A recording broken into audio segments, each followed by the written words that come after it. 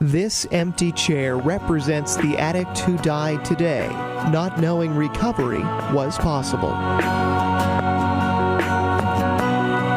Hi, everyone, and welcome to this evening's episode of This Empty Chair. It's for the addict that didn't make it, so tonight's show is definitely pulling on my heartstrings. Tonight's dedicated to Ray Farragamo, who lost his battle with addiction today, and I'm just asking that everyone continues to pray for his mother, Diana, and his family, and all those that he leaves behind, and we're going to miss his bright light. But I do have a great show tonight. We have a great lineup. We have a good friend of mine and a man in long-term recovery here to share his experience, strength, and hope, and then how his life took off professionally. And then we have some ladies coming in to share their experience as well. And then we have the members of Recovery Centers of America treatment team, and to talk a little bit about what everyone, what you folks have to offer. So I just want to first start off by thanking a few sponsors. I do that throughout the night so that we just get them all in. I'm really grateful. We have some new sponsors this week. We are grateful to have Alternative Healthcare in Methuen. That's Bob and Andrea Surrett. I'd like to thank Circle of Hope, which is Phil Leahy, for all the work he does for the Monday night meeting. Enterprise Bank for always being so supportive of us, and Clean Slate of Lawrence, and also the Haven of Hope in Methuen. It's a woman's sober house. It's an abstinence house. They do have some beds available, so if you're looking for a place, ladies, it's a great place to go. So that's enough of those ads for right now. I'm just going to go through them out the night. So I've known you for many years. It's an honor and privilege to have you here this evening. Thank you for having me. Yeah, it's great to have you. And just share a little bit of experience. I mean, you have a very powerful story, and like the people that listen, we want to offer them hope. So tell us a little about your story and where you came from, where you went, and how you bounced back. Okay, well, I'll start off by saying my name's Greg, and I'm a person in long-term recovery. Hi, Greg. Hi. Glad to be here tonight. Grateful to be here. Honored to be here. So my story's a long one. Started out when I was very young, 14, 15, drinking. I mean, the first thing I can think back to was smoking cigarettes, like getting away with smoking cigarettes and thinking that was okay. And even the feeling from, like, smoking a cigarette, like that dizzy, high kind of feeling, being a part of something, I guess, took me out of myself because I was a shy kid. And then it wasn't long after that before, product of the 70s, 74, 75, started drinking alcohol, parties in the woods, keggers, smoking marijuana, entering into high school in 74, THC, acid, mescaline, all those types of drugs that were going around back then.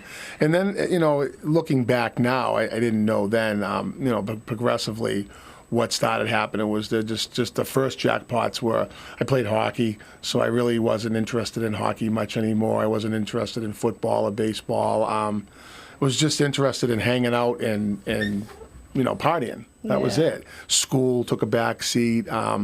My mother taught at the school adult education, so she was always knowing what was going on with me. I thought I was slick and I could get away with things, but she always knew. She always seemed to know what was happening. And I remember one of my superintendents, like the assistant superintendent, Mr. O'Doherty from Burlington High School. I can remember him having me in his office one day, and he said, he took an 8-ball. He had an 8-ball and a cue ball on his desk all the time, and I think it was his thing he did now looking back.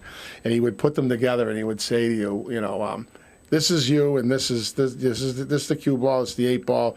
This is you. You're right behind here. You can't have a shot. And so here I am thinking in an 8-ball of cocaine, and I'm like already thinking of how I'm diving into it, and you're talking a pool ball. Yeah, a whole different concept. Cocaine wasn't in the picture yet, Cole. Like, what? and it was life. It was like you were trapped, and you weren't seeing it. And I didn't get what he was saying to me back then. Cocaine entered the scene not too long after that. But I didn't see those signposts. They were early on, and I just didn't recognize them, or maybe I just didn't want to. So it wasn't long after that. I was 17, and my father passed away. So we were at a wrestling match, and the Boston Garden, and he died right there, a massive heart attack. So I was a little 17-year-old kid, had to automatically think I had to become a man. I had to call my mother and tell her, something's wrong with Dad. He's on his way to the hospital, but they're thinking it's not going to happen. Just to tell your mother that at 17 and have to go through all that. A bunch of my friends were with us, and life really took a turn after that. I didn't want to be home. I didn't want to be in the house. I wanted to run the street, and that's what I did. And it just, from there, it's like I never looked back. Yeah. I never took time to breathe and look back. I just ran, and I was running from me, and I just didn't know it. And I had some bouts with the law, and things happened, and I spent some time away. Through those years, though, I kind of learned some things, and some people came into my life that finally I was listening to them. I was able to listen finally and breathe, and they were saying are you seeing what's happening here? Like every time you drink or you pick up a beer or you put something in your system, you end up here. Yeah. You don't end up free. So something's wrong, kiddo. And finally, I listened and I learned, and I started to do some work on the inside of myself, but also helping others, and that feeling of being able to help people on the inside where I was like something I never felt. Yeah. And I was like, this is it. I like this stuff. And that's what our program's based on, is helping the other person. And you're doing it without even knowing you're really working the program. I had no idea back then. And then I started to go to meetings and learn some stuff and hear some more things. Yep. And then being on the outside, it just kind of, I never really put it to work, so I tried to be, normal as normal can be, and got around some old friends again and started, thinking that I could sociably drink, which I can't, so that led to right back to where I had left off,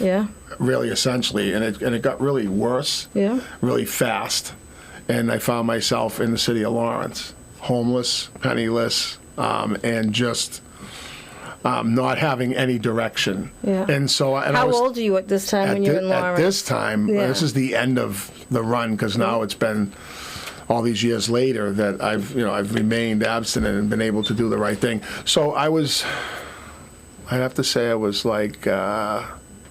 48, 46 maybe. And my mother used to say to me, when are you going to grow up?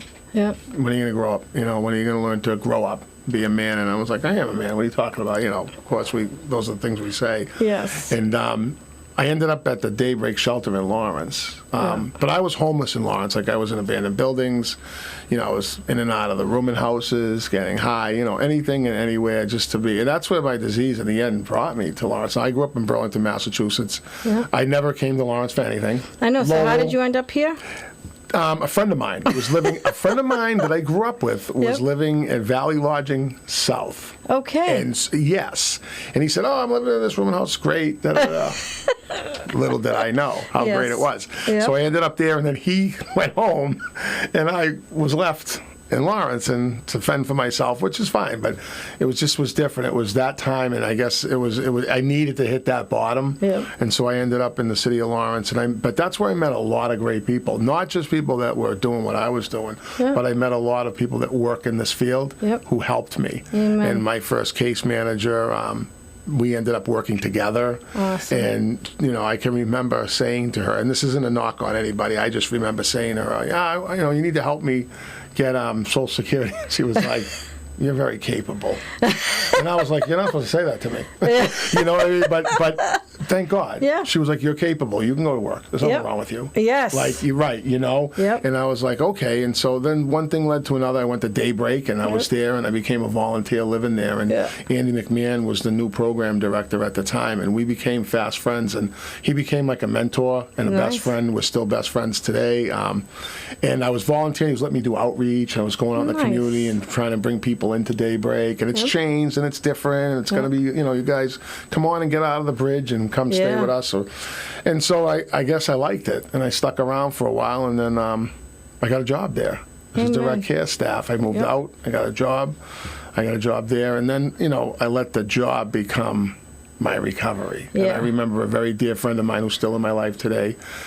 He said to me, "Don't let this happen to you. And I was like, oh, I'm not going to let that Yeah. happen to me. What do you mean? What do you mean? That's not going to happen to me.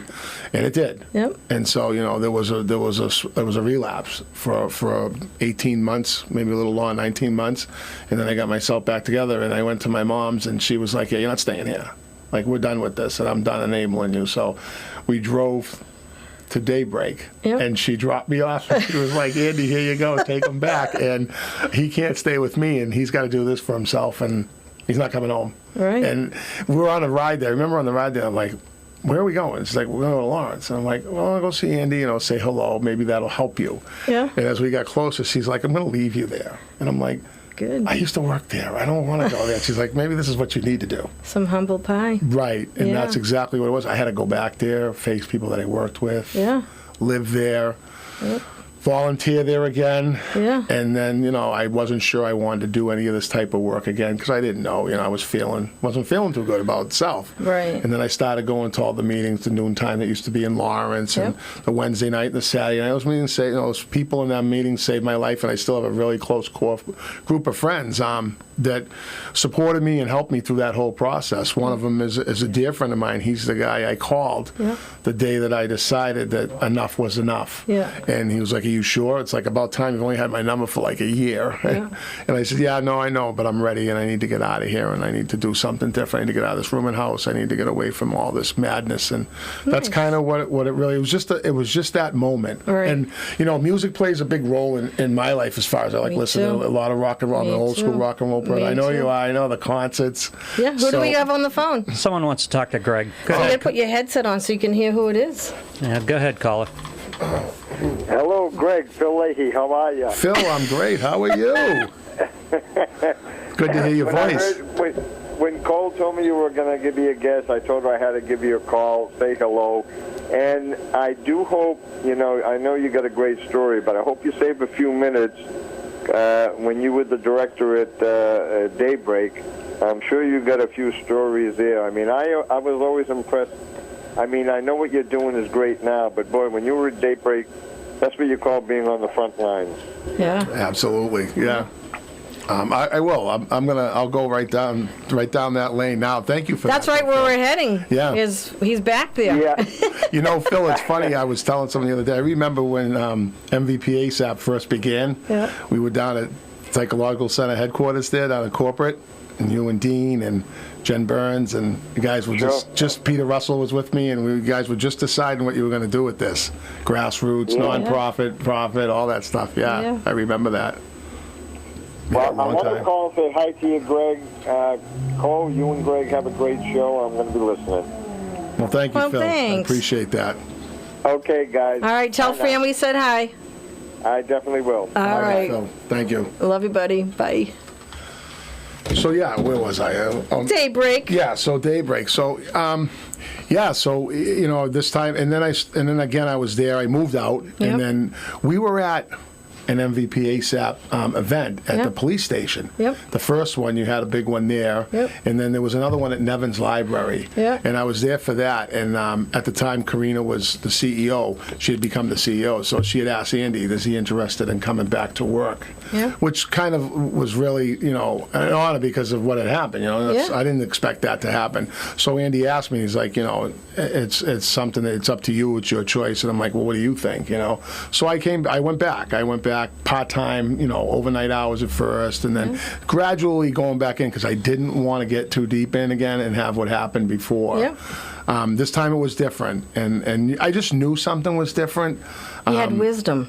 Yeah, You I gained gained wisdom. some. I gained some wisdom, and all the years of knowledge that I had about myself and what I knew I shouldn't be doing was finally like, let's put it into practice. And I had my first sponsor at that time, and he was saying, I want to know why you want me to sponsor you, and what are you willing to do? And I went to say something. He's like, don't say nothing. It's Monday.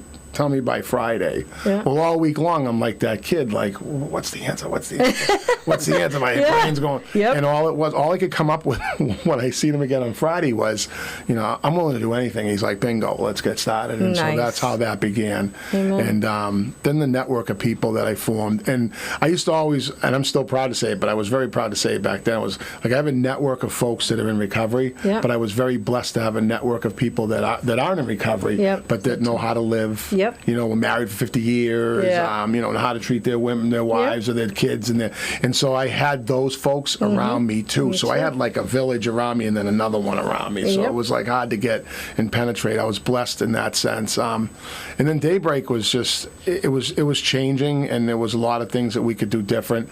Like Phil had asked, you were on the front lines, and Oh, yeah. and so speed it up a little bit, being there and doing what we were doing a lot of the same things. Folks were coming in from the outside, from the street, and they were asking, they'd show up at 8 o'clock in the morning and say, like, can you guys get us into treatment? And be like, well yeah, we're gonna make the call for you. You got to make the call yourself. Yeah. But here's the phone. Yeah. Call, and we'll drive you if you get a bed. Right. But it's empowering to let them make that call, because a lot of times they want you to do all the work for them. Yep. And it's like, we used to say at Daybreak, you put 10% in, we'll put 10. You put 100, we'll put 100. Whatever you put, we'll put. I'm not going to work harder than you. Right. I'm here to help you, but Yep. I'm not going to do all the work for Right. you.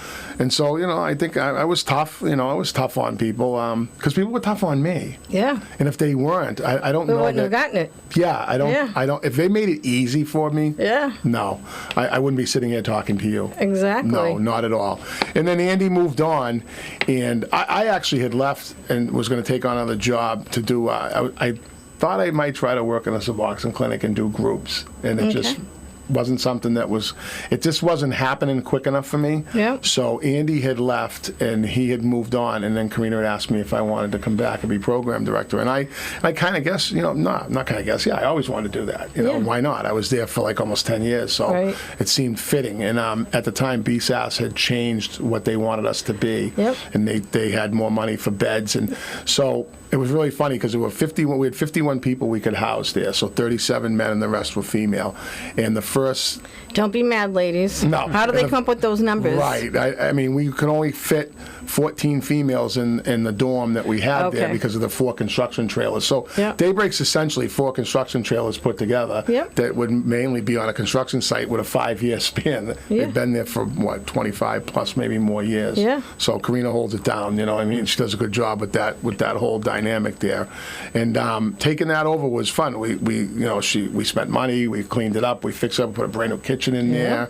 Looks good. People celebrated birthdays in there. Like, staff would watch the census sheet, and we'd see someone's birthday coming up, and we'd get a cake, and we'd surprise them with it. The whole place would Nice. like sing along with it. So it was kind of cool. We tried to make it like family. You come here and you rest here, and the nonsense can stay out there. It just can't come in here, because out of 51 people, there might be 3 or 4 that were like I was, being a knucklehead and doing what we were doing, and like we can't tolerate that, because the other 40 some odd people are Just gonna send them off. they're just suffering, and Yep. and they're hiding in the dorm. They don't want to come out because they're scared, bullying. You got to watch all that stuff. But it was in the front lines, and I learned a lot. I learned a lot about me. I learned a lot about doing that job. I learned a lot about running a facility, making sure that everything was safe and the food was good, and it was a lot of fun. That's it was awesome. a lot of fun. It really was. Looking back, it was a lot of fun.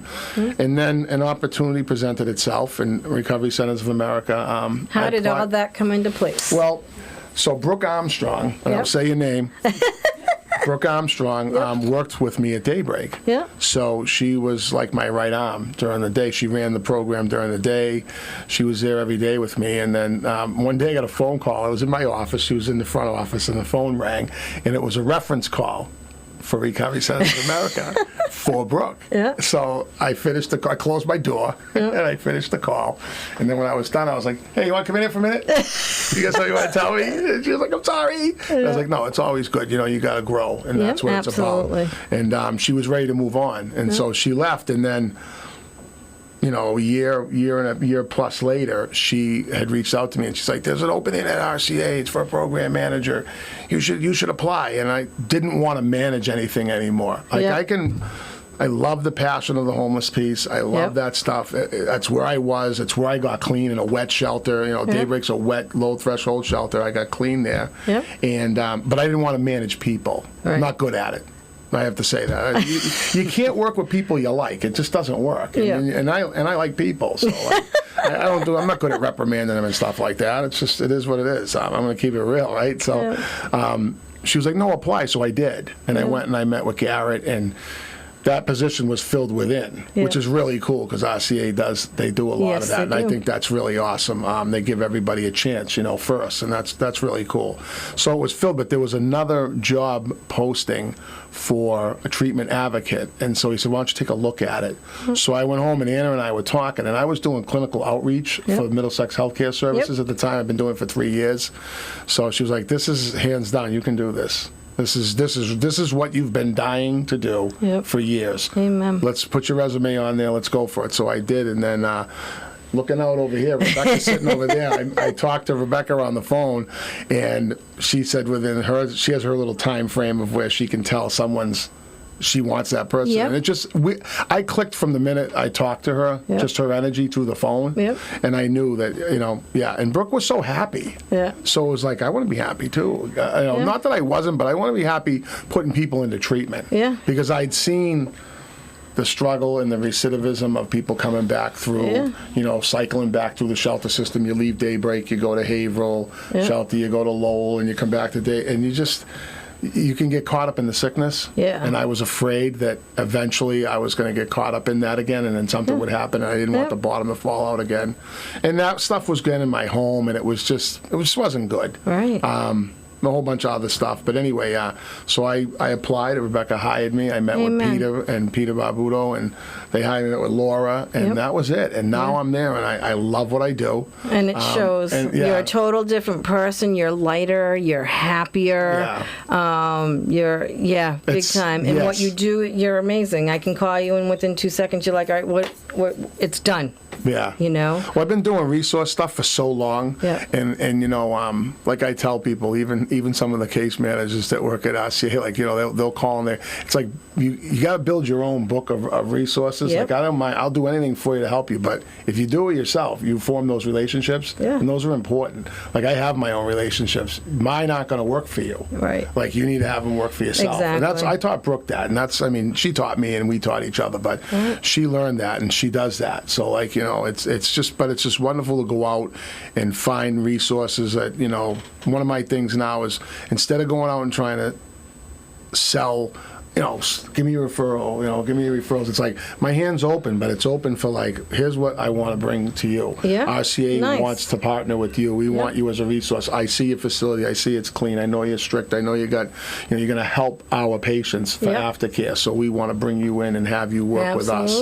And that's how I operate. I mean, if it's a shoddy business, it's a shoddy business. I don't want a part of it. Right. It is, because it's going to hurt the client, yes, the patient it is. down the road. Absolutely. I don't do it. You're not servicing me. Yep. So, and speaking of service, I used to say to the staff, we're in the human service field. Flip the word. I play word games with it. Yep. Flip it around. We service human beings. Amen. We're here to serve them. That's and I right. think that started, I learned that from my mom. She had her own catering business and her own cake. She was a cake decorator, 50 years of it. She had a really prosperous business. Wow. And she had a bakery. So I watched customers, like, they can be kind of not nice. Yeah. And I watched my mother always with a smile. And I used to say, like, what? That person was mean to you. And she's like, customer's always right, Greg. Yeah. If you want repeat business, you can't treat people bad. Yeah. I'm not saying they were right, but this is my business. Right. And I learned that, I think, early on with her. So I'm really tough on my customer service stuff. I could be, I go to a Dunkin' Donuts and someone's like being a clown. It's like, you're here to, like, service. I'm out here.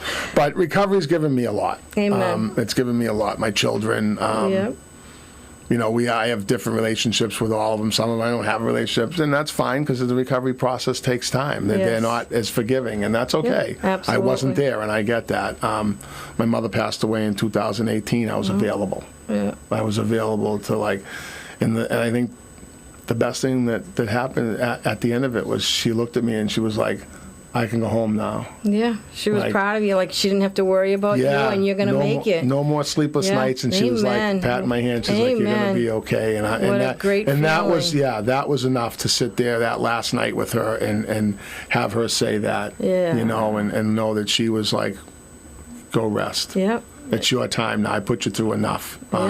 You know, 50. I'll be 60 in July. So No way. Yeah. You look great. Yeah, I'll be You look 60. awesome. Well, I had an attack in 2018, so Wow. that changed a little bit. You know, at you know, it started at daybreak. Yeah. But yeah, and it was just like stress and smoking cigarettes at the time. I don't Yep. smoke anymore. Good for you. Not eating right. Good you know, for not you. taking care of myself, and I just didn't know it. And then boom, it was there, and like God was like, "Nah, I'm not ready for you yet." You're right. You know, Yeah. stayed out there for a little bit long. You got some more stuff to do. So Nice. And this, I think, this is it. Amen. This is that last. So calling. what's your recovery date?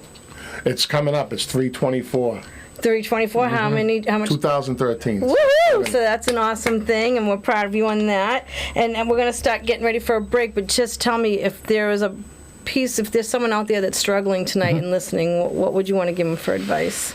I guess I could say if you're struggling and you know you're struggling, like we know when we're struggling, Yeah. and you want help, ask for it. Yeah. It's not, there's no weakness in asking for help. Amen. Surrender means to join the winning team. That's right. Someone told me that a long time ago. I and- hold on to that one. And yes, so you know what? You throw up the white flag. You're not giving in. You're not weak. You're going to change. Life is going to change for you, and you're going to get the benefits of it. And then you're going to pass that on to so many others, loved ones, family members. Everybody gets to recover. Amen. And When that's the we- truth. It's a family It's a disease. family. It's a Oh family yeah. recovery. I mean, everybody gets to recover. Yeah. You know, and so if you're struggling.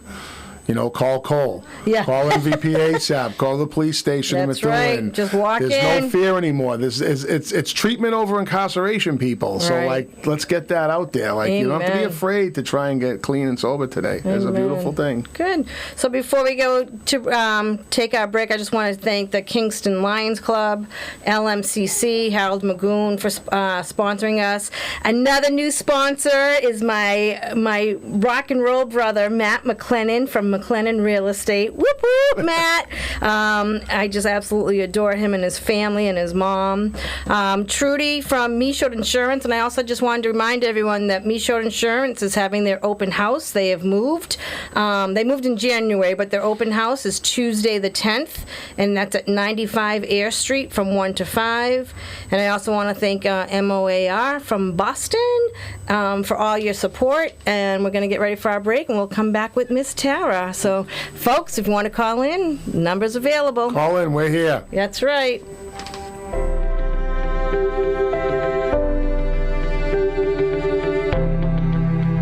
Clean Slate saves lives. With medication-assisted treatment for opioid and alcohol addictions, they provide an individualized treatment plan for each patient with a variety of evidence-based psychological and social treatments, including groups and counseling. Their physicians and care coordinators work closely with other medical and behavioral health professionals, social service organizations, and community partners to support every aspect of their patients' recovery and to address any barriers they may face. Hey there, this is Phil Leahy, and just to break it down, if you or someone you love has a problem with addiction, give Clean Slate a chance. They have the tools that may just help you into a long-lasting recovery. And guys, we'll see you again on the empty chair. Bye-bye. Hi there, my name's Phil Leahy, and I do the Empty Chair show here. And as much as Fran and I have enjoyed doing this show, our real passion is with where it all began, the Circle of Hope, my support group for the families of addicts. I learned a long time ago that dealing with an active addict is just too difficult. So we invite you to join our group, the Circle of Hope. Give me a call, 978-886-2949, and you'll see our banner on the show anyway. And give me a call, find out what it's all about. You know, if you don't think you're ready to sit into a group, Fran and I always invite people over to the house, and we sit down, have a one-on-one, and we talk about a plan you'll have to set up, how to deal with someone in active addiction, or just give you a chance to vent. So, I mean, if you or someone you know has dealing with someone in active addiction, reach out, give a call, take the first step. I promise you that it won't make it easier, but once you understand what it's all about, you'll be able to deal with it a little bit better. So again, 978-886-2949. Just ask for Phil. I'm always available 24/7. Thanks, and we'll see you on the empty chair. Bye-bye.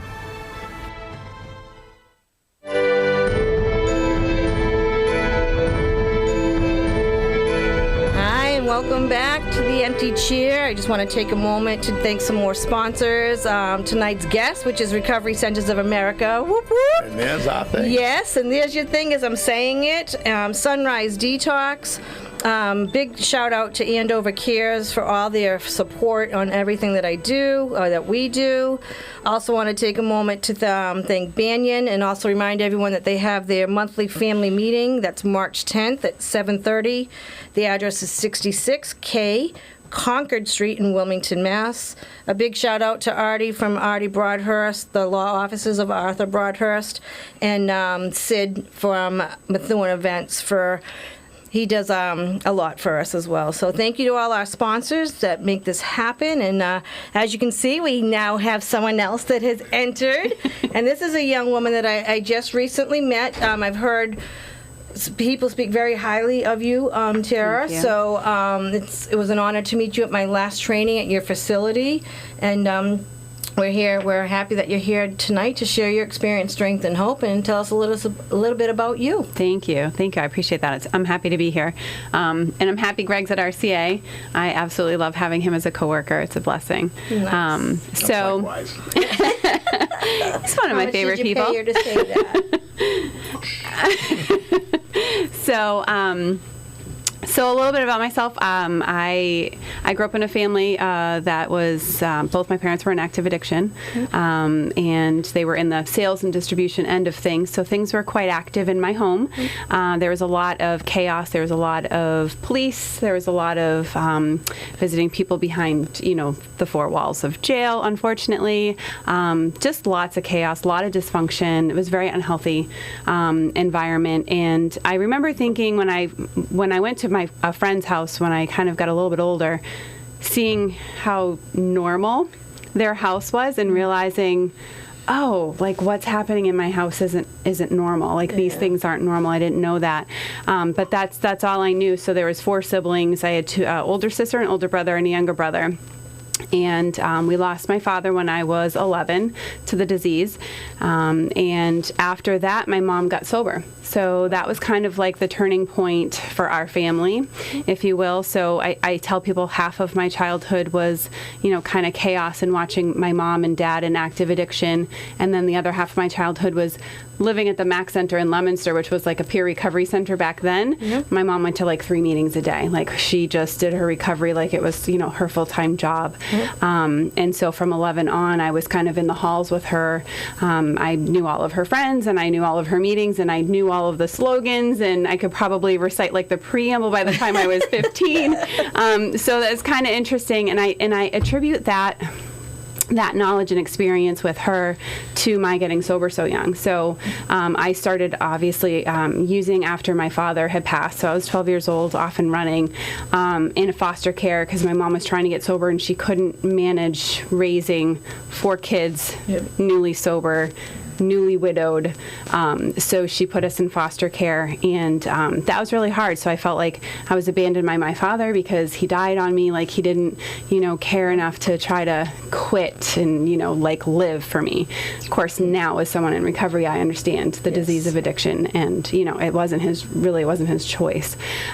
So my addiction kind of took off really young. I was in my first rehab by the time I was 15. Wow. And 15 years old, Pegasus House in Lawrence. Nice, right? So, Shout out. we were talking one time about like just old places and stuff, and I was like, oh my gosh, that was my first rehab, I remember. Wow. So that was crazy. So 15 was my first rehab. I was trying to stay sober in high school, which was like almost impossible back then. So I actually ended up, relapsing.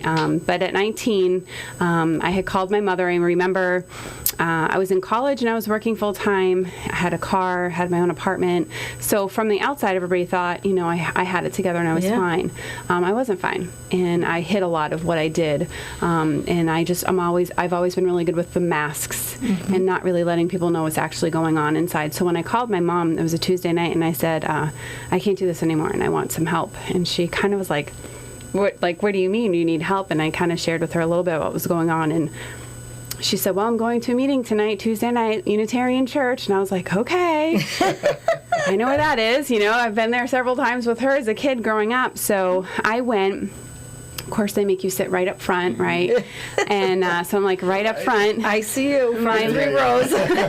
My mom and her sponsor at the time, who was like a drill sergeant, super intimidating. Like I was just kind of sitting there like, oh gosh, feel like I'm at the principal's office. And, I remember her saying to me like, how you doing, kid? And I was like, I'm okay. And she was like, yeah, so what's going on? And I said, my big fear about getting sober, I could think about going about my day without, drinking or drugging, but I couldn't think about going to sleep sober.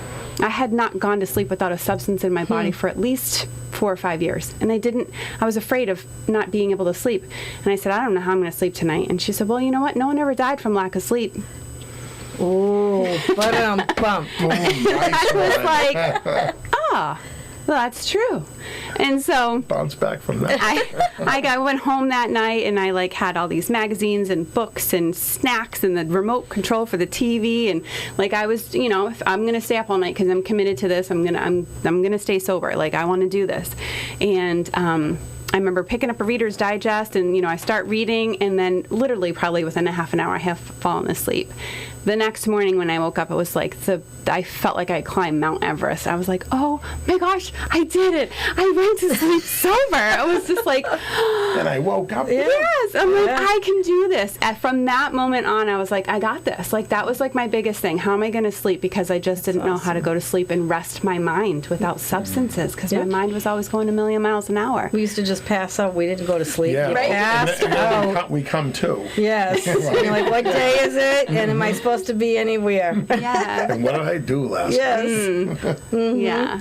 So that was January 21st, 1997. Nice. So this past January, I celebrated 23 years. Amen. Yes. That's beautiful. And my mom celebrated in January her 31st year, which was amazing. And from the point that I got sober until just, within the past 5 years, I had to watch both my brothers struggle with their addiction, which was heartbreaking. They were in and out of jail and car accidents, and you just never knew what was going to happen when the phone rang. And about 5 years ago, both their wives kicked them out at the same time. Wow. And they both came to live with us because my mom is in my in-law apartment. Yeah. And I kept whispering in my brother's ear, you should go to Teen Challenge. You should go to Teen Challenge. It's a great program, long-term. You need something long-term. And he didn't do that. He ended up leaving on his own, called AdCare, checked himself in. And a few days later, my older brother called Teen Challenge, which I was like, wow, okay, here I am telling my little brother to call. Right. Not going to tell my big brother what to do, because God forbid he listened to his little sister. Yep. He checked himself into Teen Challenge. He graduated the program. He stayed on staff. He actually ended up going to Bible college from there, and now he's a pastor with 5 years recovery behind him. Amen. And my younger brother. Where's he a pastor at? Well, he still works at Teen Challenge in Manchester, New Hampshire. Nice. So he's the program director there, and so he's not pastoring any particular church at this point. Yep. He's just working at Teen Challenge. That's his calling. He's so good at it. It's just a complete transformation to see what a blessing. And I was like, how many years I cried and prayed for those boys, and they're both sober today. So I'm really grateful for that. And I'm like, Craig, I absolutely love what I do. I love seeing the transformations. I love that people feel comfortable and confident enough to come and talk to me and trust me with their stuff, and to be able to be vulnerable enough to say, I can't do this anymore. I need some help. It's a blessing. So is this working in the field of recovery? Was that like your first job? Like, what was your first job? Not. Yeah. So what was your job, and then what was your turning point to come working into the field? So I worked, my first degree was education, so I started doing like infant toddler teaching. I taught preschool for a little while. There was not a ton of money in that. Yeah. And I was like, I'm going to go to school for business. So I started doing like administrative assistant work, office manager work. I was office manager for a chiropractor for many years. Actually, before I did that, after Ground Zero, I had gone out to volunteer. Yep. So I was out there for about 6 months or so. And when I came back, I was an office manager for a chiropractor for about 3 years. And then I left there and worked at St. Vincent Hospital for about 5 years. Yep. I ran a hospitalist program. I had 18 doctors that I managed. And then I went over to Fallon Insurance for 3 years. So all of these years, all throughout my working career, I never told anybody that I was in recovery. Because I grew up in Alcoholics Anonymous, right? Like, we didn't share. Yeah. Right. Most of my mom's friends that she got sober with that I still remember to this day, I didn't even know their last name. It was like, Danny P. and, Johnny Right. B. Right. And, so that was a real big thing back then. And so it was a culture shift for me to come out. Yeah. So after my brothers both decided to get sober is when I decided to work in the field. I kind of felt like they're okay now, and I want to go help other people. Because for so long, I felt like I was helpless. I couldn't help them. Yep. If I can't help them, who am I going to help? How am I going to help anybody? So when they decided to go get the help, and I started to see them in their recovery, then I was motivated to help other Wow. That's awesome. And then where was your first job? people. Recovery Centers of America. No, sir. So yeah. That is so awesome. How did you hear? Like, there's so many places you could have gone to. Yes. What led you to Recovery Centers of America? But before I came to RCA 5 years ago, I started volunteering for a men's faith-based sober house in Fitchburg, Which is Donald. Crossing Over Sober Whoop, House. whoop. Yeah. So I started kind of working with him, and that's when the light bulb went off. Like, I'm contributing to the stigma by not coming out and sharing my recovery story with people.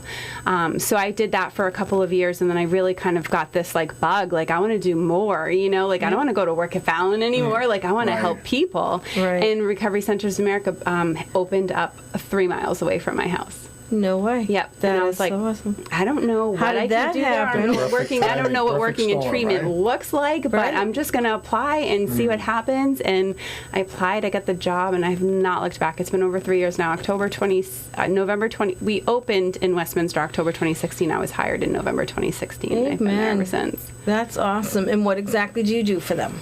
So my title is a treatment advocate. Yep. I'm also a recovery coach. Yep. So a lot of what I do is, helping people access treatment. Work in the communities. I do a lot of health fairs.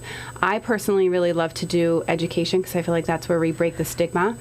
So I actually created like an Addictions 101 class that I teach. I speak a lot in school systems. Nice. Anywhere that I can get a platform to share my story and to talk to people about like physiology of addiction and that sort of thing, just to break the stigma. I'm there. Like, once I was off and running, you couldn't stop me. So Wow. I'm really passionate about that. That is so awesome. Yeah. And how long have you been sober, you said? 23 years. So, like, you look like you're 23 years old. So, like, you're doing all this time. I was at this job for 8 years, this Yeah. one at 3, and I'm like, man, like, When she first told me, I was like, I don't know if I Say that want to again? know. I Yeah. know. You look like no, a baby. I'm going to be 43 this year. Really? Yeah. You look like a baby. Thank you. Thank you. Definitely. So, if someone's listening to you tonight and they're struggling, what would be your words of advice for them? So I always tell people, don't be afraid to ask for help. A lot of us don't necessarily share what's going on. People think that from the outside everything looks good. We all have our own issues, struggles, problems. You're not alone. You're not the only one. And other people have done things just as bad, if not as worse, than you have. Please don't feel afraid to just reach out and ask for help. We are all here ready and waiting. Yes, we are. Yeah. That's the truth of it. Well, I appreciate you coming, too. And before we get ready for our next break to bring in our other speaker tonight, just thank you for taking the drive here. And Absolutely. And it's been an honor and pleasure to meet you, and I hope that we continue to work with each other. Donald had me at Celebrate Recovery speak. I think that's how I originally met him, was the Fitchburg Celebrate Recovery. Yeah. And speaking of that, isn't there a couple that started like a sober? Yep. So Mark and Julia Armstrong Yes. are from Crossroads Community All right, Church, so what's and they going on with opened that? Restoration Recovery Amen. Center. Yep, 40 Fairmount Street in Fitchburg. So Yep. it's a peer recovery center. They're extremely busy. They have meetings every single day. They have the first NA noontime meeting. Nice. They have support groups for families there. They have arts and recovery there. They have free yoga there. They've done 2 recovery coach academies there. Nice. So there's a lot going on. Friday nights they have sober jams. So like they do open mic night. People come in and play instruments. Some people do Awesome. That's what you guys need to karaoke. do. Singing. I know, Yeah, right? it's a great time. It's just like the Mac Center in Leominster back in the day. It's That is except so- even more fun. And that's what we need, like places for people to go, Yeah. places for them to stay active and be around like-minded people. I know right now I myself am in search for a recovery cafe. I love what Lowell, Mass did, so I'm starting to look around Methuen in this area and putting together a team Awesome. to start looking for a facility to start something like that, That's because awesome. Yeah. we need a place to hang out and to do and to just be, and then that's Yeah, it. we can have bar nights without the Yes. booze. We Yeah, Karaoke. we don't need it. No, we don't need Yep, it. we don't need it. Lord, We have fun no. enough without it. No, I Yeah. tell people I'll be the first one on the table. I don't need a drink. Right, same here. It's fine. Same here. I get thrown out of places still. And they're like, yeah, she's sober. Isn't there another place in Gardner that is open too that you're Yeah, part of, so you're it's involved not. with too? It didn't just open. It's one of the older ones. So it's Alyssa's Place in Gardner. It's a Okay. peer recovery center Yep. out there. Michelle Dunn started that through AED Foundation. She lost her daughter in 2013. Wow. Yep. So she's very active in the Gardner area. So that's big. They just got funded. That's what I Yep. saw, So Nice. so they're expanding their services. And that's the whole thing. There's monies out there for people. The grant, you need a good grant writer that knows what they're doing, and that's where you can make things happen. So that's so cool. So before we go to our break, I just want to thank everyone again, all our sponsors. Before you go to your break, Michelle wants to make a comment. Go ahead, Michelle. Put your headsets on. Put your headsets on, kids. Kids. I didn't hear the phone ring. Go ahead, Michelle. Oh, hi, Greg. It's Michelle C. from Lawrence. How are you? I'm good. How are Do you remember me? you? Yes, I do. Oh, my gosh. I was just surfing on Facebook this week because there's people that, like, we don't see a lot anymore because we move away and our lives get full. And I'm just so happy to see you doing what you are so passionate about. And I'm glad that you mentioned Anna because we all got clean there in the Lawrence noontime. And it was a great group of people, and I'm still clean today. I'm still doing good, and I just want to say congratulations to all your endeavors. It's fantastic to see that the smile on your face, and that you're doing what you love, and such a good person and a great advocate for helping people in the community. I also wanted to comment on Tara, is it, with the T? Yes. Tara, I just wanted to thank you for your honesty and your willingness to be open about your journey. I came from a real crazy home, active, substance use my whole life in Lawrence, Mass. Actually, didn't have GCF involvement as a child. They hit it really well, and I was the child to be seen, not heard, and I did really well at that. And a lot of covering up stuff, but. You made it like a really good point that with your years in recovery that you were almost like with the stigma, that you were adding to the stigma. And I work in the field as well, and most of my clients don't know that I'm working because the boundaries is really something that I hold personally for myself. But my agency respects either way, which way the coin I flop. But yes, I just want to, it made me think a little bit about that, and it's amazing all the stuff, the outreach that you're doing in the community, and I just wanted to commend you on your willingness to, help others as well as people in your family. I actually have 4 daughters.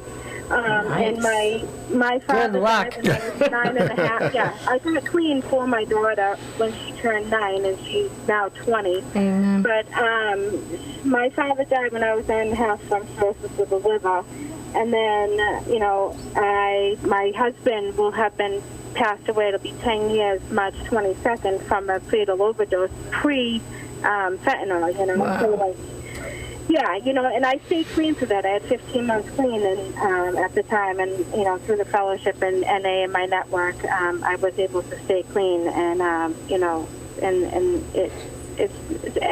recovery is nothing but served me, beyond I couldn't even imagine how well, my life would have turned out. And Cole, I just wanted to comment about the Recovery Cafe. I was listening on the phone, and it reminds me of Right Turn. I don't know if you've ever been down there. It's no longer there anymore, but they had a sober cafe back in the day. It was where it was in Arlington, and they would have like open mic one night. They would have like meetings there. They would have like bands that were in recovery, like play and stuff. It was like the thing to do on a Saturday night, but good things come to an end. And Right Turn actually moved. I love Right Turn. I know, and they do. Yeah, they do you move. remember how good it was back in the day? I think, what's the guy, the lead singer from... Del Fuegos, from the Del Fuegos. Go down there. Yeah. Oh, Yes. Yeah, it was awesome. Yeah. So, like, I'm not a grant writer. I took a class, but, like, I'm not really, it's not my forte. But, my gosh, I would totally, like, I would totally support it and attend that concept. Nice. That was wicked fun. Awesome. Yeah, I would always be the person to like advertise all of the like clean things to do on the weekends if there's an activity hanging around. So I didn't get clean to be miserable. I got Amen. Absolutely. Michelle, do you live locally? I do, yeah. Yep, I do. You'll have to send me a Facebook request so that I can connect with you and have conversations in regards to some activities and stuff like that. I actually just spoke to your partner earlier in the week. I was frazzled because I was like, what? I was watching the show last week when she was the host. The guest, Jackie, yep. Jackie, yeah. And something about you guys went to some training for nicotine, and I have 15-year-old, teenagers. I have 20, 17, and 15-year-old twins, and I found nicotine in their room and tobacco products and like vapes and puff bars, and I'm like, what is all of this, and what is the training, and what does this look like, and what's the detox, and is there withdrawals, and oh my God, like, what do? I need education, I need research, like, and I asked her to stop over at the police station. She made you a packet, yes. Yeah. I was going to go pick it up probably tomorrow because I'm going to go do a little deep dive and stick my feet in the sand. Nice. How cold it is. Both of us, we won't be there tomorrow. We're at the Boston Police Department all day for a training, so we won't be there. But we'll be there next week. Yes. Or, again, if you want to call and just leave your address, we can mail that out to you. She left it with the dispatch, I think. Oh, perfect. Leave it with dispatch, yeah. But either way, Good. Thank you all for your service. Thank you, and you're a miracle too, Michelle. Just listening to you, I don't even know you, and just hearing what you shared, like, God bless you, and keep up the good work. Thanks, Michelle. You accompanied me all the way home. I work in Northeast Mass, the Salem, Peabody, Lynn area, and I live like towards Andover. And, nice. I'm home, so it was awesome to listen to you guys. I'm like, shut off and keep on. We got you home safe. All right, Michelle, God bless. Stay in touch. Thank you. Yep, bye. All right, Bye. bye-bye. So before we get ready to go to our break, again, I just want to thank the sponsors, Alternative Home Healthcare, Circle of Hope, Enterprise Bank, Clean Slate, and Haven of Hope. And we're going to take a quick break, and we have another woman to come out to share her experience, strength, and hope. Folks, feel free to call in and ask questions as we do the show, and we'll be right back. Yeah, where's all our peeps out there?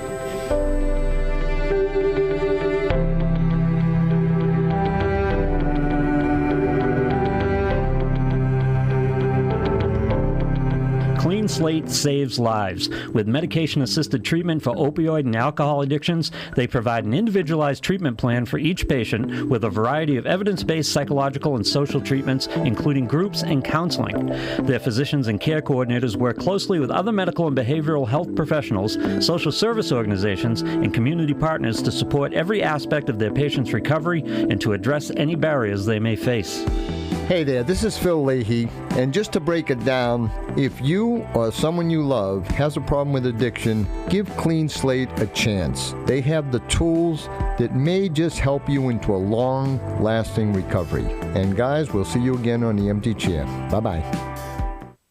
Hi there, my name's Phil Leahy, and I do The Empty Chair show here.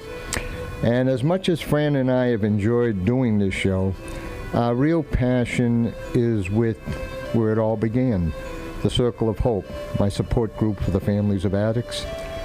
I learned a long time ago that dealing with an active addict is just too difficult. So we invite you to join our group, the Circle of Hope. Give me a call, 978-886-2949, and you'll see our banner on the show anyway.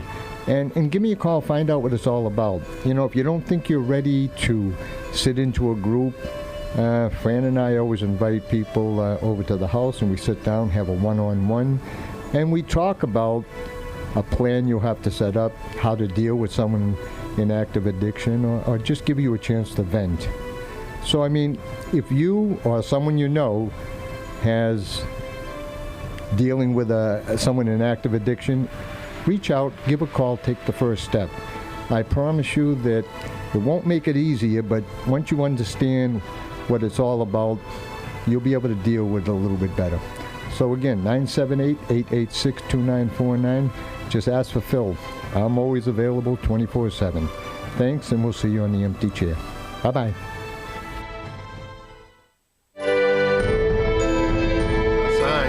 And welcome back. And once again, Recovery Centers of America banners flying high. And this has just been such an amazing evening having all of you folks here, sharing your experience, strength, and hope.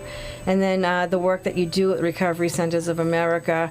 So our next young lady that you see sitting here is Anna, and she's here to share her experience, strength, and hope with us, and offer hope to those that are listening tonight. If you're struggling, you're not alone, and we're just here to give you different parts of all of everyone's stories, and hopefully it's that one sentence or that one moment where someone's life can turn around. So can you share a little bit about who Miss Anna is? Yes. So my name is Anna. I'm a woman in long-term recovery. Hi, Anna. Hi. And the story, the experience, part of my story starts from behind a white picket fence at home. I had parents that were married that loved each other very much. I believed I was going to be a prima ballerina or a writer or a National Geographic photographer when I grew up. Nice. Fully supported in all of my dreams. And so I think that the point to that is it just doesn't matter when it comes down to it, and that addiction can really come into play. No matter what your background is, no matter where you come from, no matter how loving and supportive your family is. And that's a part of my story. And so for me, what I found was that it really didn't take long for my life to become completely and totally unmanageable with using substances at all. So I'm not somebody who can function. When I'm active, I can't hold down a job. I can't hold down an apartment. I am not able to hold down things like monogamous relationships when I'm active. And so it was a lot of years of trials in different ways, in different areas. Right. And so what my bottom wasn't was like being homeless in the wintertime. That was completely acceptable for me. I managed to get kicked out of a homeless shelter, and so I'd ring doorbells in my sneakers in the snow in 2003 out in Worcester until somebody would open the door and I would sleep in the hallway. And I remember waking up to a kid stepping over me trying to get to school, and I remember feeling like, man, like there is something wrong with this, but addiction for me, that was not enough. It wasn't enough to stop. That wasn't enough. And so my bottom was never like a physical bottom, because I took such pride in my ability to like withstand things, like my 8 foot tall, like 500 pound frame. You know, like I withstood a lot. I withstood a lot of things because really the only thing that mattered was that next one. And so my bottom is this. It was more of like this internal place of. And I'm part of the 12-step fellowship, and it talks about it in our literature. It speaks to not knowing how to live with drugs and not knowing how to live without them. And I had reached that place, like emotionally. And so I had this thought, and the thought was something needs to change. And that was my great epiphany. That was my big moment.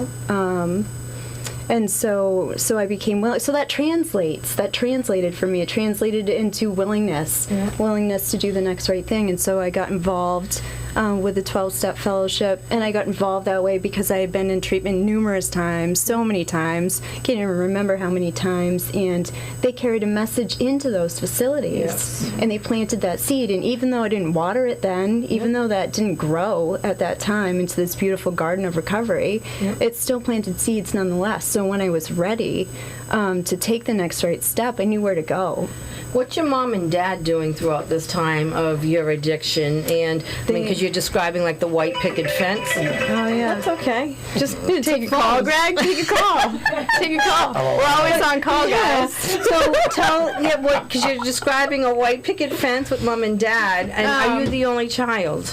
So I'm not. I have a younger sister. She's 18 months younger. Okay. And so I showed her every single thing not to do. Right. It was a really good example of this is what you shouldn't do. Yes. Please don't do this. And so my parents held really firm, loving boundaries with me. And where did they learn them? Like I don't know, because they weren't involved in programs like Naranon or Al-Anon. Right.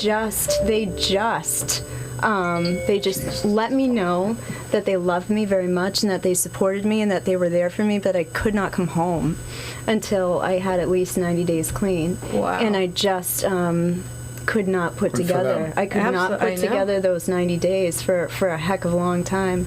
They would come see me. They would come scoop me up sometimes from the sidewalk, bring me out to eat, and then drop me back off at the shelter.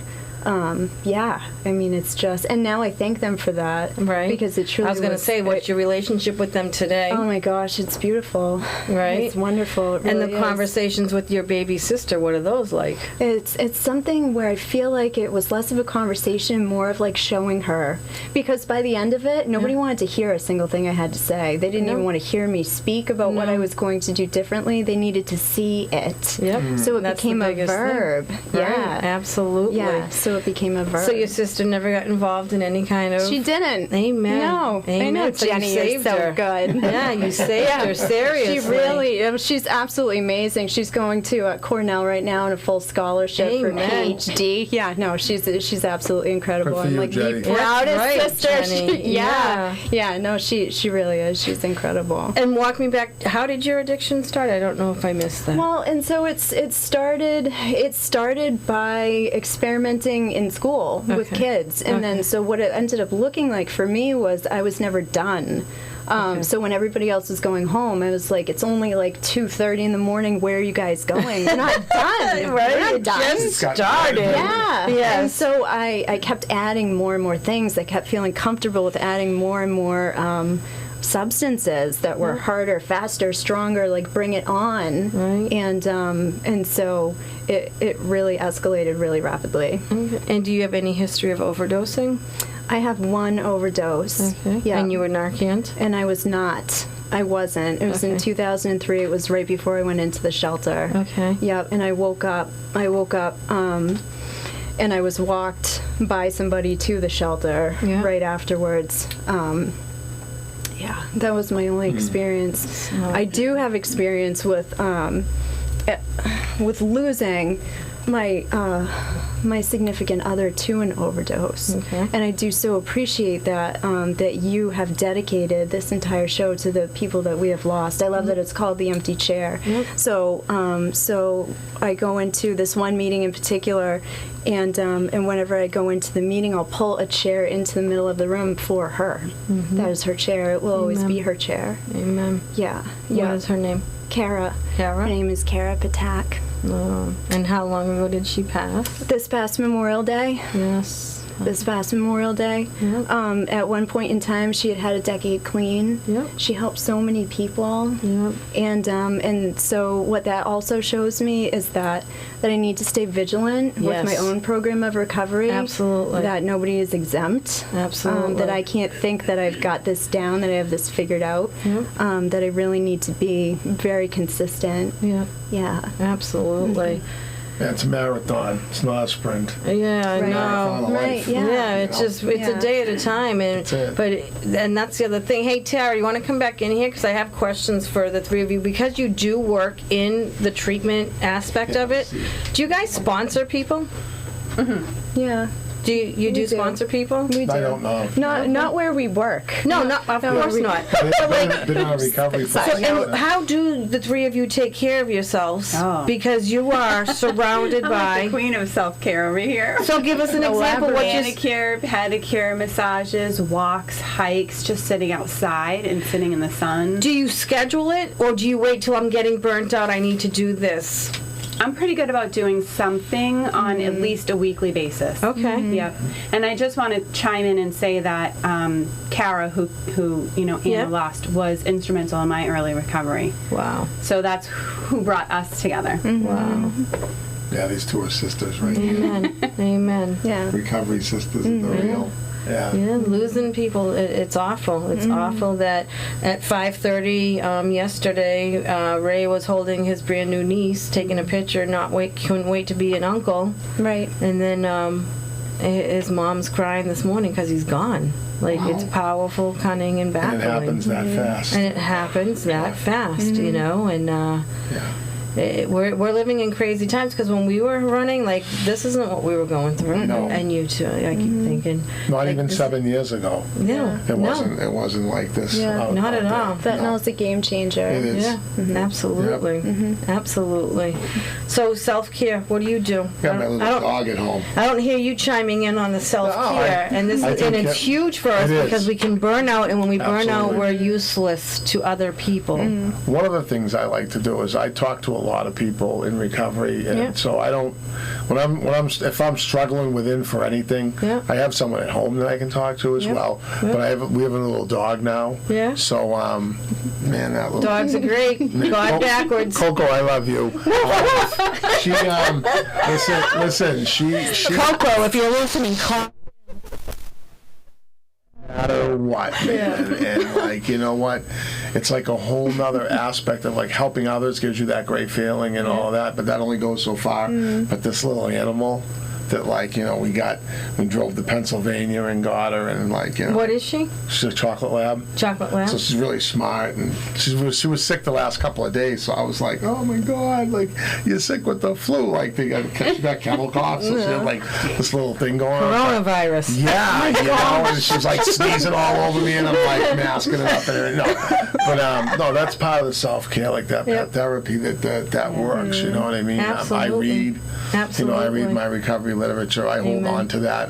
Someone told me early on, the literature doesn't lie. Yeah. People Yes. can. So I need to have that. And then I have these folks too. I can, Right. Always. we talk every day, almost work related, but also then it segues into recovery and life. Nice. You know, so yeah. And do you guys do any kind of team building or anything with your organizations? Do they have you? Greg's looking at our boss. We have a Yeah. team building day coming up in April. Yeah, we do. Awesome. Yes, we do. Awesome. You guys gonna go zip lining? I don't know. Oh my gosh, can we? Go-kart racing, Yeah. zip lining, hot air ballooning, right, Laura? All that stuff. Do the blindfolding things so that you have to trust your team to None of get that you to crazy the. Yeah, no. Okay. We'll put you on the extreme. It was thing. either what, paintball or go-karts. I think we're go-karting. I think Yeah. we're go-karting. It's gonna be great. That's awesome. Yeah. I got thrown out of the go kart place. She still gets kicked out of place. Oh no! Yeah. So you can't have fun and be crazy Absolutely. in recovery, right? Yeah. Absolutely. So self-care is important in this work. Yep. If you don't, you'll burn out. Yeah, and you know I know about that from the other job. Right. It got to me, you know, and that you get jaded. Yeah. And that's not good when you start realizing that. I don't know, you're just not feeling it no more, Yep. and that's something that you love to do. So now it's kind of it's reignited now. Yep. So and I also get to work with the reentry piece.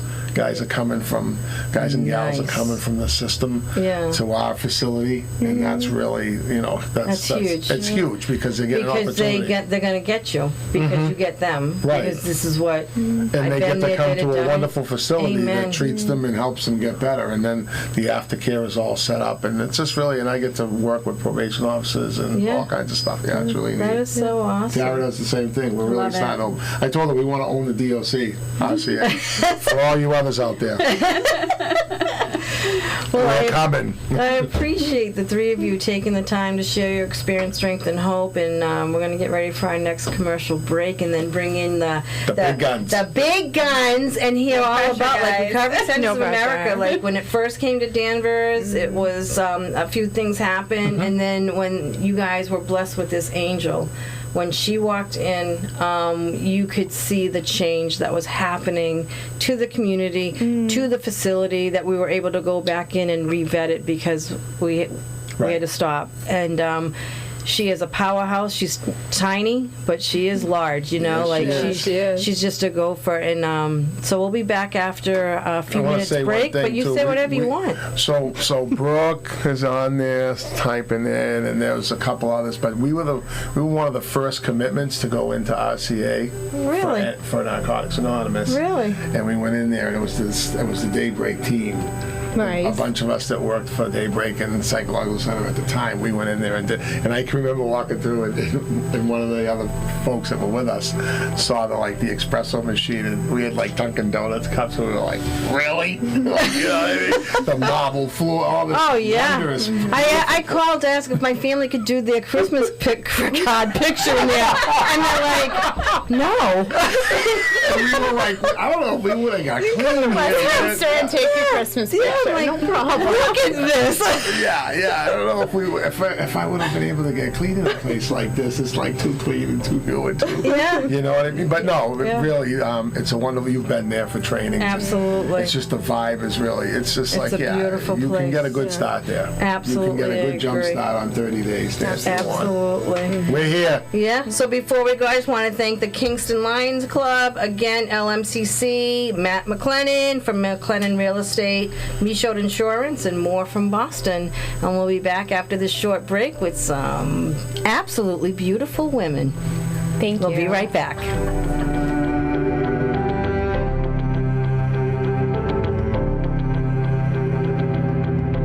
Clean Slate saves lives. With medication-assisted treatment for opioid and alcohol addictions, they provide an individualized treatment plan for each patient with a variety of evidence-based psychological and social treatments, including groups and counseling. Their physicians and care coordinators work closely with other medical and behavioral health professionals, social service organizations, and community partners to support every aspect of their patients' recovery and to address any barriers they may face. Hey there, this is Phil Leahy, and just to break it down, if you or someone you love has a problem with addiction, give Clean Slate a chance. They have the tools that may just help you into a long-lasting recovery. And guys, we'll see you again on the empty chair. Bye-bye. Hi there, my name's Phil Leahy, and I do the Empty Chair show here. And as much as Fran and I have enjoyed doing this show, our real passion is with where it all began, the Circle of Hope, my support group for the families of addicts. I learned a long time ago that dealing with an active addict is just too difficult. So we invite you to join our group, the Circle of Hope. Give me a call, 978-886-2949, and you'll see our banner on the show anyway. And give me a call, find out what it's all about. You know, if you don't think you're ready to sit into a group, Fran and I always invite people over to the house, and we sit down, have a one-on-one, and we talk about a plan you'll have to set up, how to deal with someone in active addiction, or just give you a chance to vent. So, I mean, if you or someone you know has dealing with someone in active addiction, reach out, give a call, take the first step. I promise you that it won't make it easier, but once you understand what it's all about, you'll be able to deal with it a little bit better. So again, 978-886-2949. Just ask for Phil. I'm always available 24/7. Thanks, and we'll see you on the empty chair. Bye-bye.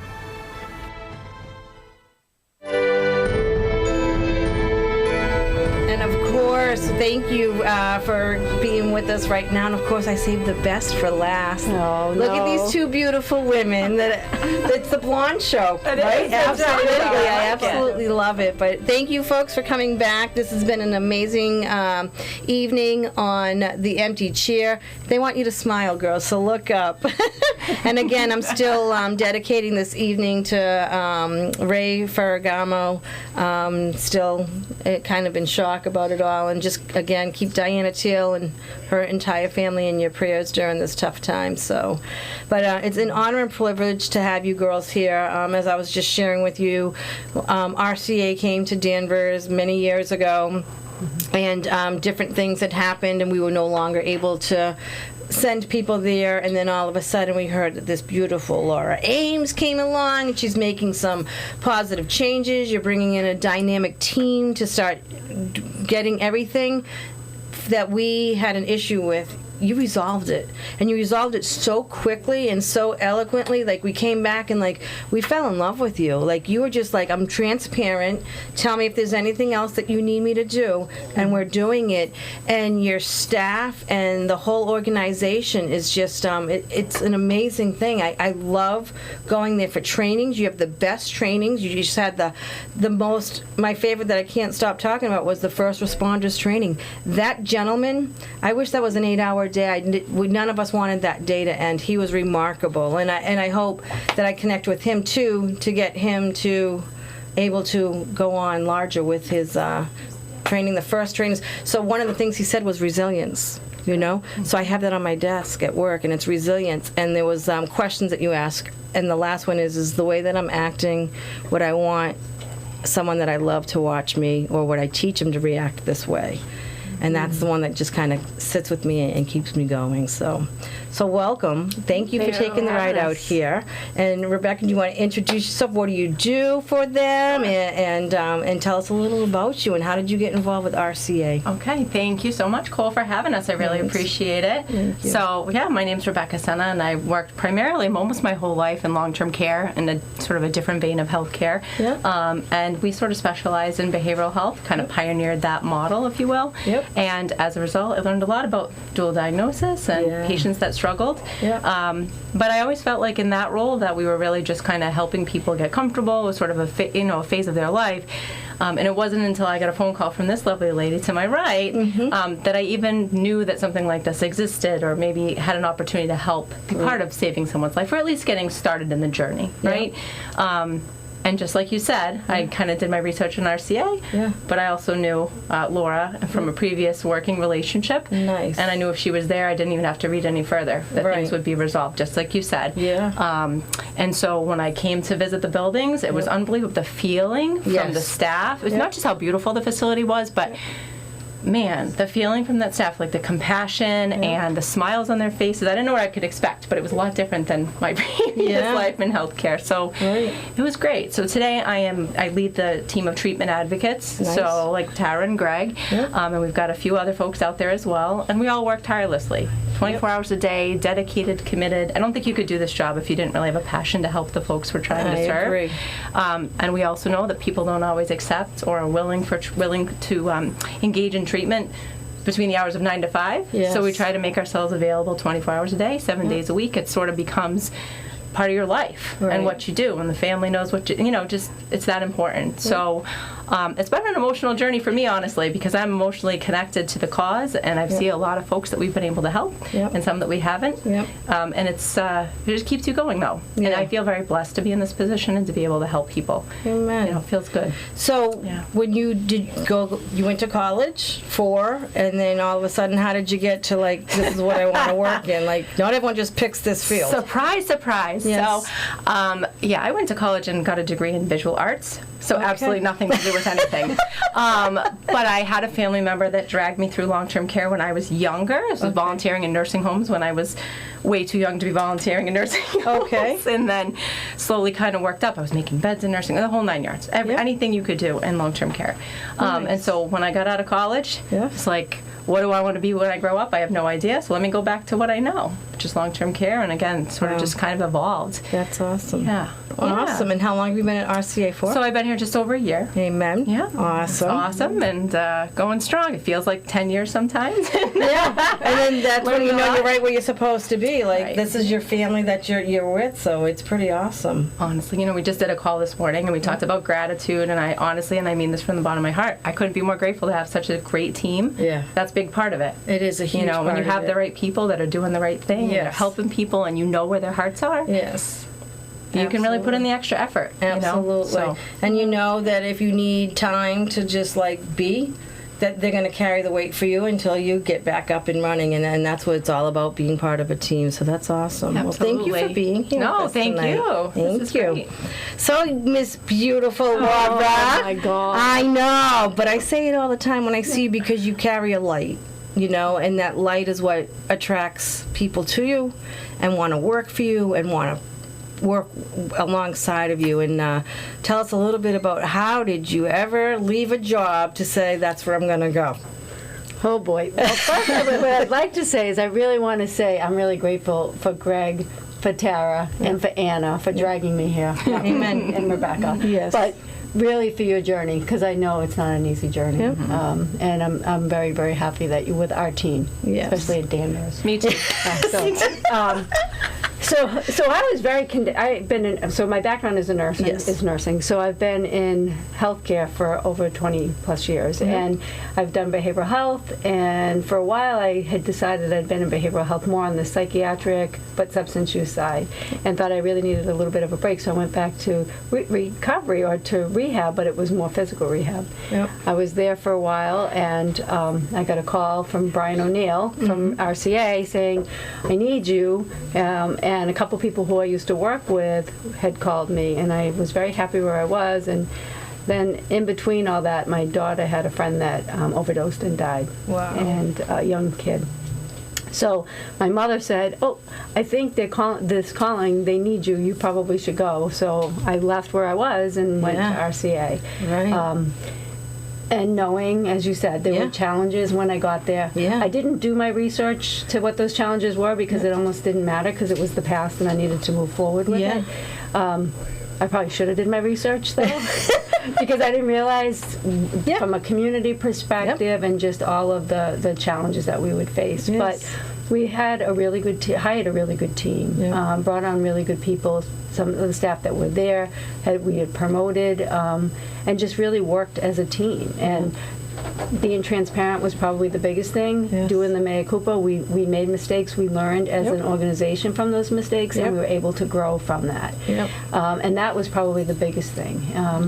And brought in some new faces and people with experience, and just kind of worked together. Worked with the community. Really got out there with the community. Yeah. What were the problems? How can we make it better? And we all just worked together. And it is about the team because I couldn't have done it obviously by myself. It's never about me. It's about everybody, including the poor marketing folks who had to be out there when times were tough. And they stuck it out there, and they believed in what we were doing. The mission to save 1 million lives is a true mission. If you ask anybody at RCA, they'll tell you our mission. Amen. They are really there for that reason. And so we have people who are in recovery. We have people who have unfortunately lost loved ones. But the passion, as Rebecca spoke about, the passion and the empathy that the staff have for our patients is just, there's nothing that compares. I would say that all of my staff, 100% of the staff, are there for the right reasons. Amen. And that wasn't an easy thing. That's when it makes a huge difference, when you're there for the right thing. Absolutely. So tell us a little bit about RCA. How many beds? So RCA at Danvers, it's a 207-bed facility. However, we have 122 beds licensed. We have been gradually licensing beds. When I started, we had no patients, no license, and a house full of staff. Yes.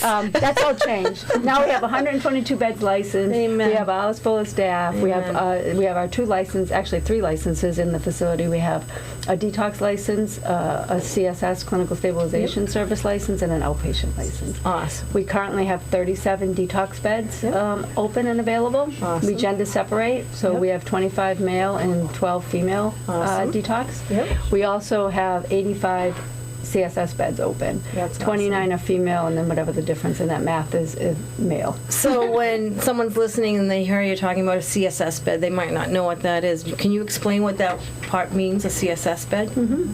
So if I can, just on the detox. Yes. So detox is when the patient comes in. It's usually 5 to 7 days. Yep. And they come in and they're really uncomfortable. It's more medically managed. Mm-hmm. We help them to get comfortable, to get in a place where they can then start really the first step in recovery, or the first real step after getting through the detox medically stable process. Mm-hmm. Clinical stabilization is just that. The medical piece is stabilized, and now let's focus on clinical stabilization. So let's give you the tools that you need to stay in recovery. So relapse prevention, just what kind of things can we help you when you have a trigger that's going to happen? What kind of coping mechanisms can you use? Yeah. We do a lot with the patients in CSS. We have music therapy we utilize. Nice. We use art therapy. We have a spiritual advisor that works with the patients. We have a 12-step guy. We do yoga. We do meditation. We do fitness. We take patients out twice a week to equine education is really what it is. In North Andover? In North Andover, Yes. the Windrush Farm. Yes. So we go there twice a week, Tuesdays and Thursdays. Nice. We do, it's more than just you get through the physical piece, and now it's the emotional, the spiritual, it's the holistic part of the body for the person. Right. How do we help them with other mechanisms that can help them when they're being triggered? And how long is CSS last for, typically? So detox is 5 to 7, and CSS is about 21 to 25 days, depending. Our program, we say, is a 30-day program. Perfect. Between the two programs. Yep. And then we have IOP, extended day IOP, and general outpatient services as well. Awesome. For our patients. And on the IOP, what days are those ran? What are the hours? So IOP, we do a morning IOP, and we do an evening IOP, 6 to 9, and I think in the morning it's 10 to 1. Yeah. And it's Monday through Friday is IOP right now. It's anywhere from 3, usually it's 3 to 5 days a week, 3.5 hours a day. We have extended day treatment, which is 5 days a week, 6 hours a day, Monday through Friday. That's awesome. That's great. And then general outpatient. And then what do you folks accept for insurances? Is it mostly private insurances, right? So we accept almost all private insurance. Yep. We also accept private pay, but we also accept Tufts Medicare, Mass Health. Awesome. Yeah. And is that That's new as of January 2020. So we're going to keep saying that. You now Mass take Health. Tufts Yep, Mass Medicaid. Health. Yep. And that's huge, definitely, because we need more beds for Mass Health, and you guys are making that happen as well. So we actually have a request in with BSAS right now, the Bureau of Substance Abuse, for an additional 32 more beds. And then so we have 85 beds still to open. Our next request is 32 beds, and then we'll continue to gradually add. But with taking Mass Health as of January, we've been at capacity many times. Amen. Yeah. Amen. And then also, if I'm wrong, correct me, but do you have a section for first responders, for officers and firefighters? So we have a couple of programs. One is called PRIZE, and that is for patients who have chronic reoccurrence into the system, and that really helps them with different tools, and it's really geared to somebody that's had more than one time in treatment. We also have a program called Evolutions, and don't anybody shoot me on this one. It's for 50 and older. Yes. It's considered the older adult program. I love it. That's good to know. I did not know that, and that is great to know, because there are some people that do not want to be around the younger people, and I get it, and there's no harm in saying that. Yeah. I'm talking about the 50 and older. That's all I'm talking about. Not any of us. Not me and you. No. And then we also started a program this past November for LGBTQ+. So we have a specialized program for that. And our newest program is our first responder program. So yes, Nicole, we do have a first responder program. We just hired our first responder peer, who was a lieutenant in the firefighter in Gardner for a number of years. So he is now with us. He's just onboarding, and we are looking, part of those 32 beds, 16 of them is a separate unit. unit for first responders. So do those first responders, do they interact with the patients at all, or do they have like their own little wing? Part of the 16-bed expansion will be their own unit. That's amazing. Yeah, That is so amazing. And does Westminster offer that as well? Westminster offers a first responder program. They actually offer the PRIZE program and the Evolutions program and the first responder program. Awesome. I don't think their unit, though, is separated. They're a smaller facility. Okay. So, yeah, we have the luxury of being a larger facility, so we can do that. And how would you say, what separates RCA from all the other treatment centers? What makes you guys make me want to send my kid there? What would be your marketing pitch as to why am I sending someone to RCA? My marketing pitch would be, we have, as I said already earlier, we have staff that are dedicated, committed, empathetic, compassionate, any one of those adjectives, but that really care about the patients. They're not there for the dollar, they're there for the patient. Amen. Yeah. Amen. And I would add, don't just take our word for it. Come and visit us and feel for yourself, because I'm telling you, you walk through those doors and you're going to feel it. So, Yeah. So speaking of that, if someone wanted to set up a tour, how would they do it? Do you folks have a website? How do we contact RCA? we do. So you can go on our website at recoverycentersofamerica.com. Yeah. You can call into our call center, which is 1-800-RECOVERY. Yeah. Or you can reach out via this lovely Facebook and be connected with any of our treatment advocates that were here today. So Tara Absolutely. Rivera or Greg Davenport or even Anna Dupuy or Laura Ames or Or, Rebecca Sena. or you can call directly to Danvers, 978-223-9300, and we set up tours. We also accept, the other thing I would say is we accept admissions 24/7. We provide transportation to pick patients up. And people, and we allow, we'll do tours for patients, people who are not sure, or family members who aren't sure to say, do I want to bring my loved one into treatment, and what is it like, and we'll accommodate.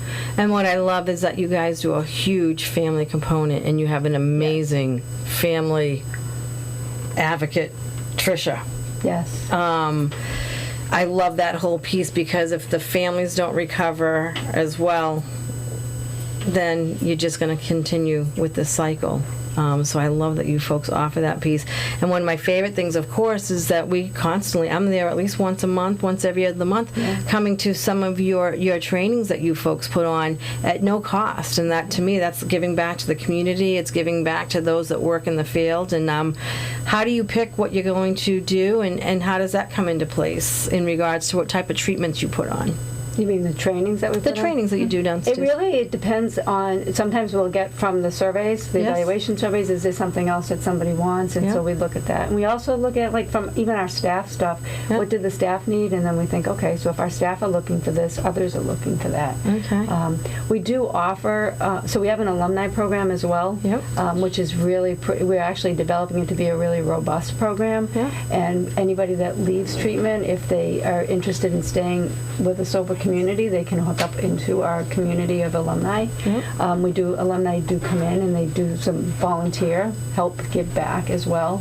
But we also have that space, which you've seen where we've done the training. That's community space. So if there's people out there that is looking to run for an AA meeting or anything to do with recovery, that space is available. Awesome. And we do, like, Smart Recovery does come there, and we have our LGBTQ plus that comes and does an AA meeting there. But that space is open a lot during the daytime hours, especially. And if someone wanted that space, do they pay a rent, or this is just something you freely give back to the community? It's community. And if someone wanted to rent it or utilize it, how would they do that?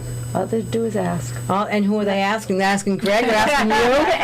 Actually, any one of us. Right? Any one of us. They would connect and circle back. So, as long as the space is not already pre-booked with somebody, that space is open, and it's pretty open. We've got a couple evening groups that come in, but during the daytime it's pretty open unless we have a training. Awesome. Come on in, troops, because we're coming to the end of the show. And I just want to thank each and every one of you for your time and dedication, for the work that you guys do in the field. Like, it's absolutely amazing. And I know that when I have an individual that needs help, that like I am just so confident to know that they're getting the best of the best when they go. From the rides that we've had, you come to Methuen to pick up several people, and it's comforting for us to be able to look at a family and say we're sending them to an amazing facility. So keep up your amazing work and all that you do, and thank you for supporting us with having your banner here. You allow us to put people that come out of treatment, we're able to scholar them into their sober living until they get their feet wet. So I just want to say thank you to each and every one of you. And I always end the meeting with a prayer for those that are addicted to drugs. If you're listening out there, this prayer is for you, and it's most loving God. We ask your blessings upon all who suffer from addiction. Strengthen them to reach out. Enable them to take the first steps to recovery. Bless them with persistence to persevere in the fight to be free. Give courage and hope to their families, drawing them close together in the power of your love, which alone can transform our living. In Jesus' name we pray. Amen. We'll see you folks in 2 weeks. I have an amazing group coming in. We have the TMF family, which is Michael Gorman, who's out on the streets feeding the homeless on Wednesday nights. And I also have the Dream Center coming in, which is Celebrate Recovery on Essex Street, Lawrence. So thank you for all those who tuned in tonight, and thank you folks again for making tonight happen. We appreciate it. Thank you. Thank you. We'll see you soon.